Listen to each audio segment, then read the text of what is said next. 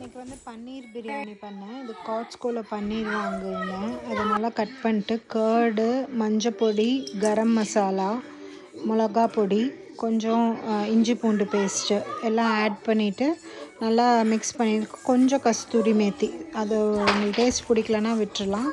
So curd இன்னும் கொஞ்சம் சேர்த்துட்டு நல்லா மிக்ஸ் பண்ணிடுங்க. அப்புறம் தோட்டத்தில் இருந்த புதினா, அது நம்ம எமர்ஜென்சிக்கு வச்சது நல்லா வளர்ந்துருச்சு. ஸோ அந்த புதினா, ஃப்ரெஷ் புதினா பறித்து, இது வந்து லேயர் பன்னீர் பிரியாணி. ஸோ அதோட கொஞ்சம் கஸ்தூரி மேத்தி, வெந்தய செடியும் இருந்துச்சு, அதுவும் போட்டு ஒரு பாட்டில் தண்ணி கொதிக்க வச்சோன்னே கிராம்பு, ஏலக்காய், பிரிஞ்சி இலை போட்டு அதில் அரிசி தனியாக வச்சுருங்க. திருப்பியும் நெய் போட்டு நம்ம பிரியாணி தாளிக்கிற மாதிரி ஸ்பைசஸ்ஸு, வெங்காயம், தக்காளி எல்லாம் போட்டு நல்லா மிக்ஸ் பண்ணிட்டு அந்த மிக்ஸ் பண்ணி வச்சுருந்த பன்னீரையும் இதில் போட்டு நல்லா பிளெண்ட் பண்ணுங்கள். பன்னீர் நல்லா குக் ஆகட்டும்.